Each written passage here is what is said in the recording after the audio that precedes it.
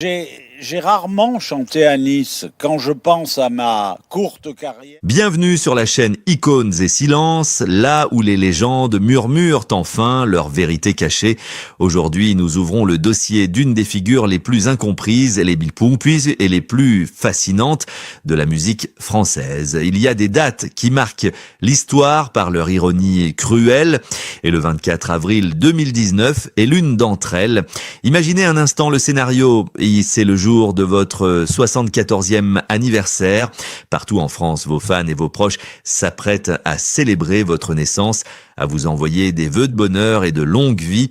Mais dans le secret feutré d'une chambre d'hôpital parisien, le destin en a décidé autrement. Dick Rivers, l'homme à la banane éternelle et au blouson de cuir noir, a tiré sa révérence ce jour-là, transformant les bougies d'anniversaire en cierges funéraires. La nouvelle est tombée comme un coup de tonnerre, laissant le public dans un état de sidération totale. Comment celui qui incarnait la force brute du rock'n'roll a-t-il pu s'éteindre si soudainement sans que personne ne le voie venir ? La réponse réside dans un secret qu'il a gardé avec une obstination farouche jusqu'à son dernier souffle, le cancer, un mot qu'il avait banni de son vocabulaire public. Pendant des mois, alors que la maladie le rongeait de l'intérieur, Dick Rivers a choisi de se taire. Il a caché la vérité à ses amis, à ses collègues et même à une partie de sa famille. Pourquoi un homme qui a passé plus de 50 ans sous les projecteurs a-t-il choisi de vivre son agonie dans l'ombre la plus totale ? Était-ce par orgueil pour ne jamais laisser voir la moindre fissure dans son armure de rocker invincible ? Ou était-ce par peur de lire la pitié dans les yeux de ceux qui l'avaient trop souvent jugé ou pire ignoré ? Ce silence final n'était pas un hasard, c'était le dernier acte de rébellion d'un artiste qui s'est toujours senti à part. Dick Rivers, c'était bien plus que le troisième homme du rock français, toujours cité après Johnny Hallyday et Eddie Mitchell. Il était l'éternel étranger, le petit niçois qui a dû conquérir Paris à la force de sa voix, mais qui n'a jamais vraiment reçu les clés de la ville. En choisissant de mourir sans bruit, il a privé le show business de ses larmes de crocodile. Mais derrière ce masque de stoïcisme, se cachait une blessure bien plus ancienne et bien plus douloureuse que la maladie elle-même. Une trahison intime qui l'a hanté jusqu'à la fin et dont il ne s'est jamais remis. Comment une icône adorée de millions de personnes a-t-elle pu finir sa vie avec ce sentiment d'abandon et de solitude ? Restez avec nous car pour comprendre ce départ tragique, il faut remonter aux origines du mythe et dévoiler les cicatrices que les paillettes n'ont jamais réussi à effacer. Pour comprendre la grandeur de la perte, il faut remonter le temps jusqu'à une époque où la France était encore en noir et blanc. Nous sommes au début des années 60 et une onde de choc venue d'Amérique s'apprête à tout balayer sur son passage.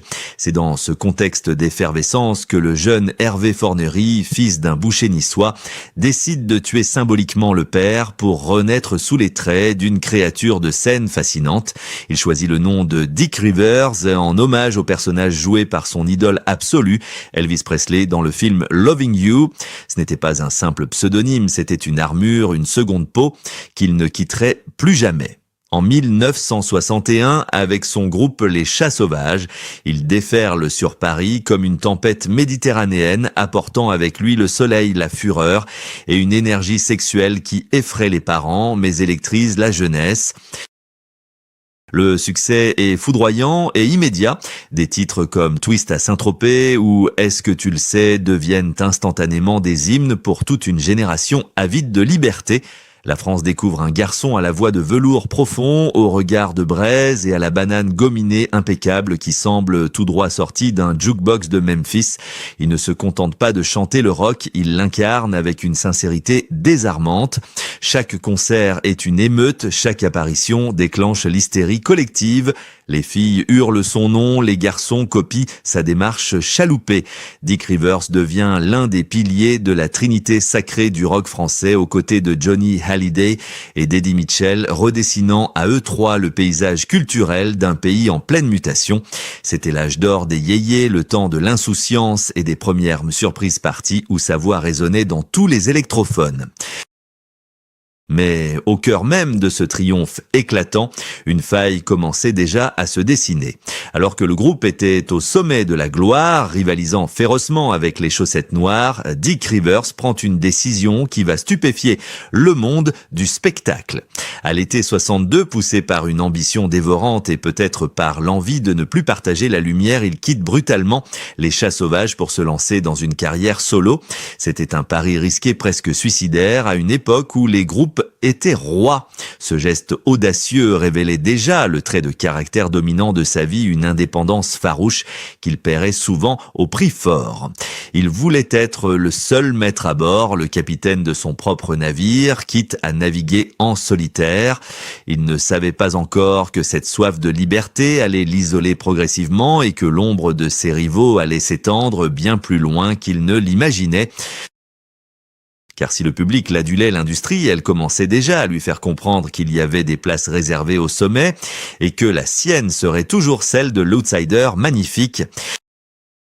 Mais la gloire est une maîtresse cruelle qui reprend souvent d'une main ce qu'elle donne de l'autre. Si le public restait fidèle à l'industrie du spectacle, elle commençait à montrer son visage le plus impitoyable. Très vite, une hiérarchie invisible s'est installée dans le rock français, une pyramide au sommet de laquelle trônait Johnny Hallyday, le taulier intouchable. C'est ici que commence le véritable drame intime de Dick Rivers. Il s'est retrouvé piégé dans le rôle ingrat de l'éternel troisième homme, toujours cité après Johnny et Eddie Mitchell, comme une médaille de bronze qu'on attribue par politesse. Cette comparaison incessante est devenue un poison lent qui s'est insinué dans ses veines jour après jour, année après année. Il souffrait en silence de la condescendance d'une certaine élite parisienne.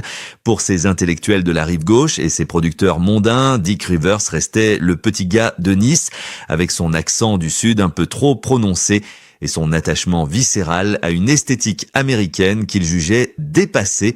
On se moquait parfois de sa banane gominée qu'il portait comme un étendard de ses bottes de cow-boy et de sa fidélité absolue au rockabilly.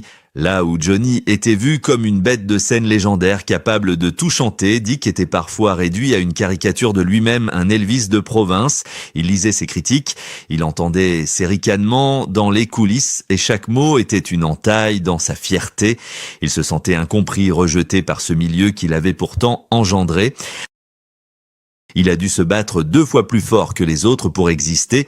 Il a connu des traversées du désert terrifiantes où le téléphone cessait de sonner, où les émissions de télévision se fermaient à lui et où l'on murmurait cruellement qu'il était fini, un has-been. Pourtant, il n'a jamais cédé.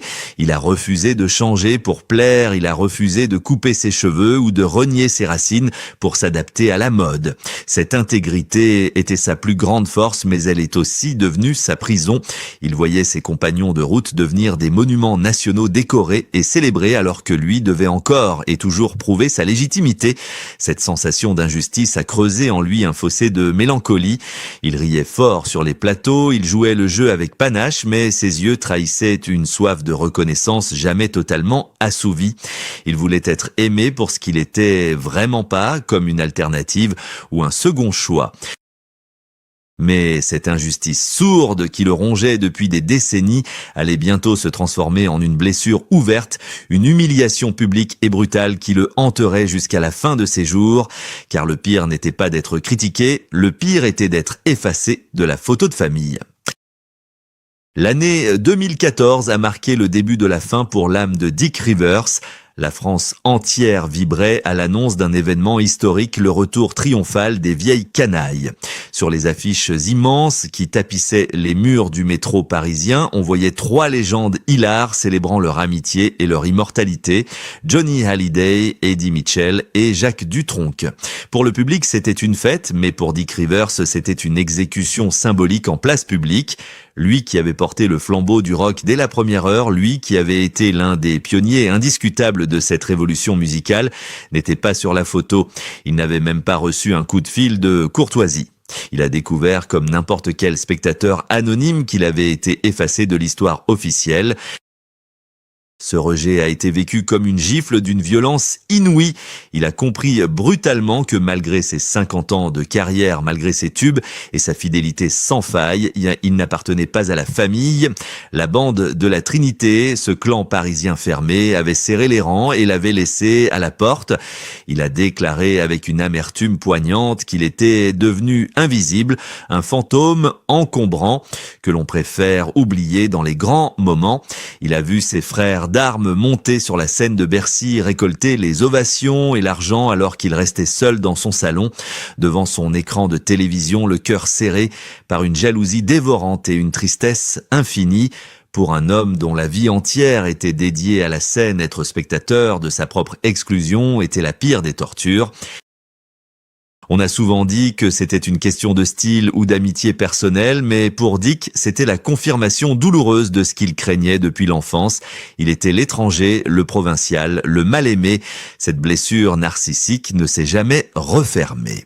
Elle a réveillé en lui une méfiance absolue envers ce milieu qui pouvait vous porter au nu un jour et vous piétiner le lendemain. Il a commencé à s'éloigner, à construire une forteresse imprenable autour de sa vie privée. Si le show business ne voulait pas de lui, alors il ne donnerait plus rien à ce monde, pas même ses larmes. C'est dans ce terreau de solitude et de ressentiment que la décision finale a germé.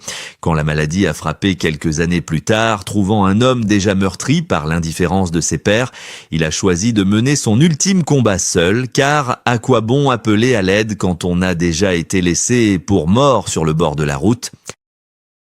Face à la maladie qui s'est invitée, sans prévenir, Dick Rivers a pris une décision radicale qui allait définir ses derniers instants et surprendre le monde entier.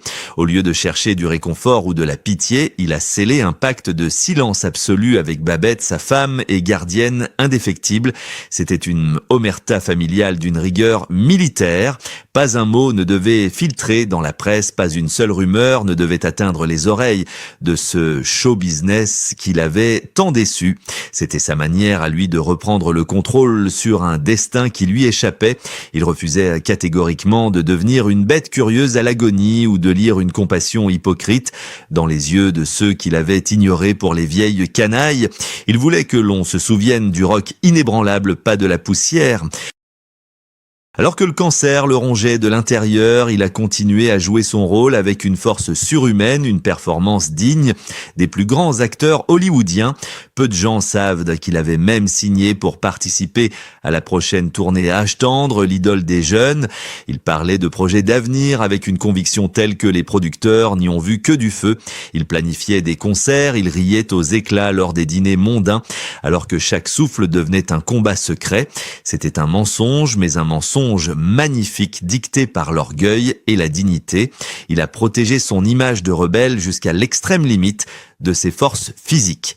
Même son propre fils Pascal n'a appris la gravité réelle et désespérée de la situation que très tardivement, tant le secret était verrouillé par la volonté de faire de son père. Dick Rivers voulait partir comme il avait vécu debout, face au vent, sans demander l'aumône de personne. Le 24 avril, le jour précis de son 74e anniversaire, il a offert au monde son ultime coup de théâtre. Il est mort le jour où l'on célèbre la vie, comme pour boucler la boucle lui-même sans laisser le hasard décider de la date. En gardant ce secret jusqu'au bout, il a privé les médias du feuilleton morbide de sa fin. Il a privé ses détracteurs du plaisir malsain de le voir faible ou diminué. Ce silence n'était pas une fuite, c'était un hurlement de liberté. Il a dicté ses propres règles jusqu'à la dernière seconde, laissant le public et le métier stupéfaits devant tant de maîtrise et de panache. Mais maintenant que le rideau est tombé et que le silence est devenu éternel, que reste-t-il vraiment de l'homme derrière la légende ? Au-delà de la banane et du cuir, quelle est la véritable leçon que nous laisse ce géant incompris qui a préféré mourir seul plutôt que de vivre sous le regard apitoyé des autres ?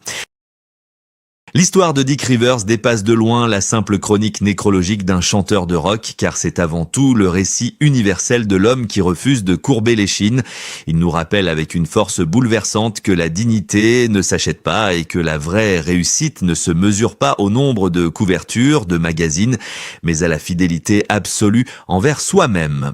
Le show business a souvent été cruel avec lui, le réduisant parfois à une caricature de l'Amérique des années 50, mais il a oublié l'essentiel. ciel.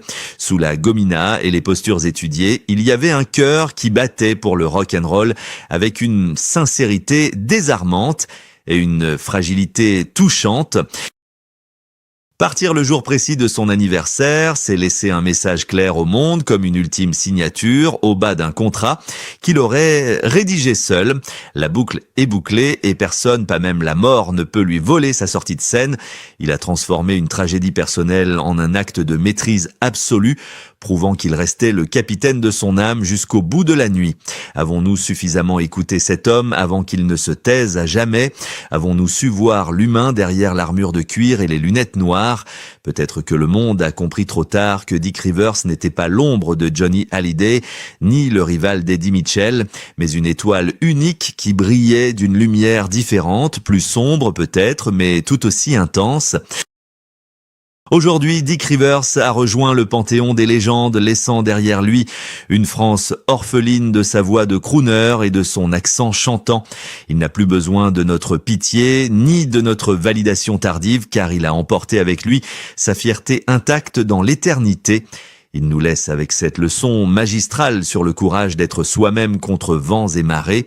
Peu importe si le monde vous ignore ou vous critique, l'important est de rester le héros de sa propre histoire jusqu'à la dernière seconde. Et vous, quelle image garderez-vous de lui au fond de votre mémoire? Celle de l'éternel troisième homme oublié par ses pairs ou celle d'un artiste libre qui a payé le prix fort pour sa liberté? Partagez votre ressenti dans les commentaires, car ici, sur Icônes et Silence, chaque voix compte pour ne jamais laisser l'oubli recouvrir ceux qui ont marqué nos vies. Si cette histoire vous a touché, n'oubliez pas de vous abonner pour découvrir d'autres destins brisés et d'autres vérités qui attendent d'être dites. À très bientôt pour une nouvelle icône.